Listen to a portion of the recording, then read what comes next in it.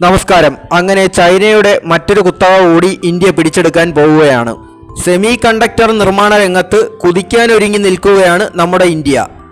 ഗുജറാത്തിലെ സാനന്ദിൽ Keynes technologies എന്ന company semi conductor plant സ്ഥാപിക്കുന്നതിന് വേണ്ടി 3300 കോടി രൂപയുടെ നിക്ഷേപമാണ് നടത്താൻ പോകുന്നത്.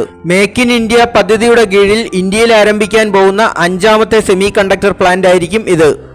ഇനി വരാൻ പോകുന്നത് സെമി കണ്ടക്ടർ യുഗമായതുകൊണ്ട് തന്നെ ഇന്ത്യയുടെ ഈ മേഖലയിലെ ചുവടുവെപ്പ് ലോകരാഷ്ട്രങ്ങളെ കുറച്ചൊന്നുമല്ല അസ്വസ്ഥരാക്കാൻ പോകുന്നത്. ഇതിന്റെ വിശദാംശങ്ങളിലേക്ക് കടക്കാം.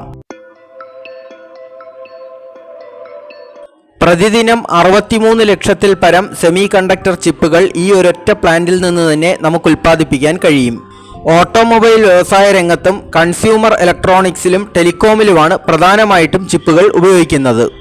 നേരത്തെ ഇന്ത്യയിൽ 4 സെമി കണ്ടക്ടർ പ്ലാന്റുകൾ ആരംഭിക്കാൻ കേന്ദ്ര സർക്കാർ അനുമതി നൽകിയിട്ടുണ്ടായിരുന്നു.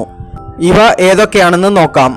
ഗുജറാത്തിലെ ധൊലേരയിൽ ആരംഭിക്കാൻ പോകുന്ന ടാറ്റ ഇലക്ട്രോണിക്സ് പ്രൈവറ്റ് ലിമിറ്റഡ്. തൈവാനിലെ ഒരു സെമി കണ്ടക്ടർ ഇൻഡസ്ട്രിയുമായി ചേർന്നുള്ള ഒരു പാർട്ട്ണർഷിപ്പാണ് ഇത്. ചൈനയെ പോലെ തന്നെ തൈവാനും ഈ മേഖലയിൽ മുന്നിട്ട് നിൽക്കുന്ന ഒരു രാജ്യമാണ്.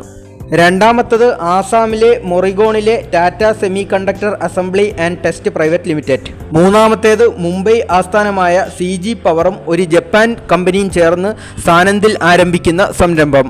നാലാമത്തേത് മൈക്രോണിന്റെ ഉടമസ്ഥതയിലുള്ള സംരംഭമാണ്. ഇതും ഗുജറാത്തിൽ തന്നെയാണ് സ്ഥാപിക്കുന്നത്.